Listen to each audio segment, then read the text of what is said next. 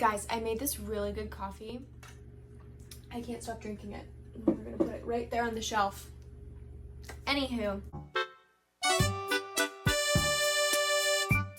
Today, we are going to be seeing how well Goodreads really knows me, because I've been giving Goodreads my reviews, my ratings, my opinions for quite a few years now on my books, and at this point, if they don't know what books I'm into, there's something wrong with the Goodreads algorithm. So I'm going to be going into my recommendations on Goodreads, and we're going to be picking one from romance and one from fantasy, and I'm going to be reading them in this video, and we're going to be seeing how well Goodreads really knows me. So let's go into recommendations. Here are fantasy, and okay, let's see. Right off the bat, I'm drawn to Once Upon a Broken Heart, Guild, and Spark of the Everflame. Oh, wait, it tells you why they're recommending it. Oh. You know what? I think I'm gonna go with Spark of the Everflame for this. Just because I've heard so many good things about this book, and I'm so intrigued by it, and this is the perfect opportunity for me to read it. I believe that it's on Kindle Unlimited too, but we'll talk about that later when we get to actually reading it. Okay, so my fantasy pick is Spark of the Everflame. Ah, that's so exciting. Okay, let's go on down to romance. Oh, I've heard of A Love Letter to Whiskey.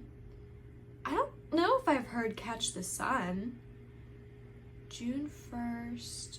Of course, we've all heard of In the Likely Event. Lotus. Interesting.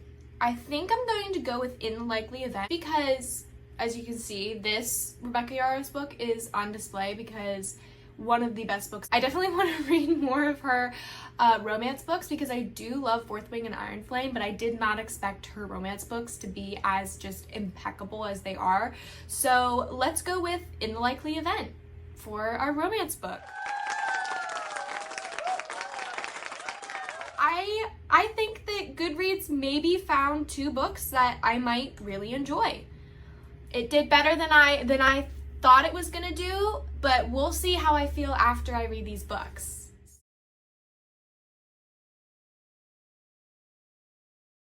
I am almost halfway through. I am on page 159, which is 48% through the book. I have not gotten out of bed, okay?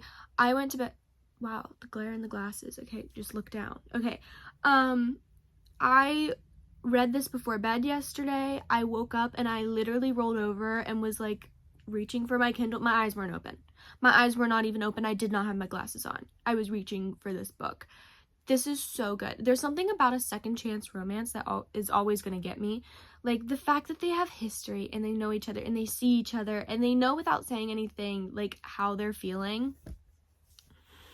It's gonna get me every stinking time, okay? And another thing is I love that Rebecca Yarros incorporates her experience with her husband being in the military. It gives us such a unique perspective. And as someone who doesn't have anyone, know anyone who's actively serving in the military, it makes me feel so humbled because I don't deal with that anxiety of wondering if me hugging this person goodbye is the last time that I'm going to see them. That's a privilege that I have, and I'm very blessed that I don't have that stress in my life, but it's a very real anxiety that is a reality for so many people. Even if it's in these fictional stories, these are still real experiences that people have gone through. People have fought in these wars. People have had to lose their loved ones in war and make those really difficult goodbyes, not knowing if they're ever going to see them again. Just puts a lot into perspective, and that's why I love reading books like this, and I think that more people should. I know I love her other book, The Things We Leave Unfinished, which also has a theme of war. I think it's in most of her books. Even her fantasy books, they're going to a war college, and it's fantasy, so none of it's real, but she incorporates war into a lot of her books, and I really appreciate that and admire that. It brings a whole new perspective and a whole new layer of depth to her books. It's thunderstorming outside, so it's very loud in my living room where I normally would film. So I'm quite literally sitting on the floor in front of my bookcase, and we need to talk about In the Likely Event. I have a light sitting there because it's so dark, and I hate turning on the overhead lights, especially when I'm filming, because it like puts a weird, it doesn't look good. So I have a light sitting on the floor behind the camera. Don't question it, okay? Just roll with it. I just finished In the Likely Event by Rebecca Yarros, and I have to say I'm very disappointed by this book. It was just like the same story being told over and over and over again, the same conflict, the same like fight without being resolved over and over and over again for the entire book. Nothing happened until the last like 40 pages of this book. So it was literally 300 pages of the same thing going on.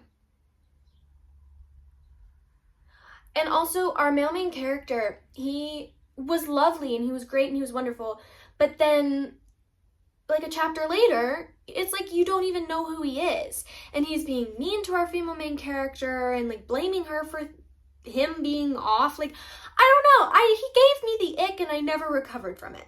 And I'm really sad about it. I wanted to like this book so badly. Fear I'm gonna have to give this 2 stars. Oh no. We're on to Spark of the Everflame by Penn Cole. And I started this a few days ago because In the Likely Event was just boring me. But I'm 66% through the book on page 277. I was like, you know what? I'm just going to start it, okay? I'm just going to give myself a little bit of a palate cleanser because I'm not meshing with In the Likely Event, you know? And then I just didn't put it down. But I also didn't film because I was like, well, no, like I need to finish In the Likely Event before I start talking about this book. But then I didn't stop reading this book. Anyways, I'm really liking it. I love our background characters, like our main background characters. Mora specifically. I love how she is kind of taken over being that mother figure to our female main character. She's so sweet. And I love the way that Mora interacts with the royalty, the crown. It's just hilarious to me, and how she's always like smacking Diem, being like, you need to act right.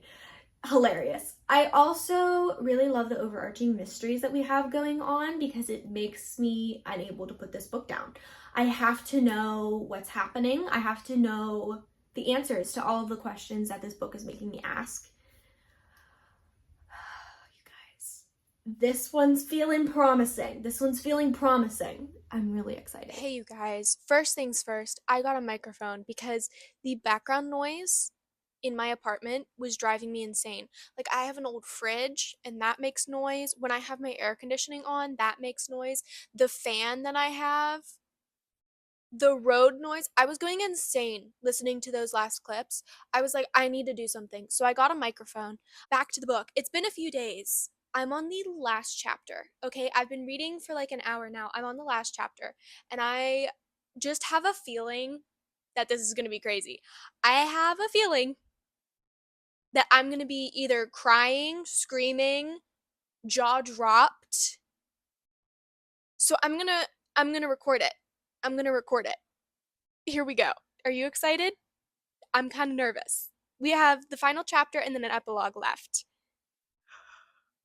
I'm loving this book. It's so good, guys. It's so good. This book has me in a chokehold. It's all I think about. I'm at work, I'm thinking about this book. I'm doing the dishes, I'm thinking about this book. My dreams about this book, okay?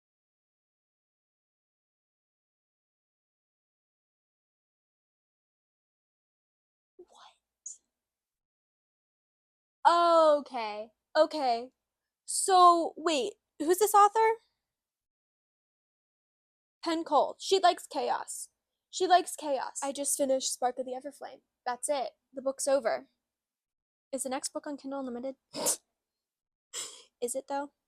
Is it on Kindle Unlimited? Guys, what? Oh, this might be a 6-star read. This might be a new 6-star read.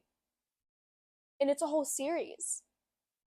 Oh, I need to go. I need a minute. I need a minute. I need to collect my thoughts. Okay, I'm back. And I have sat with my thoughts. This is a 6-star read for me. I'm absolutely obsessed with this. I thought that the magic system was so interesting, and how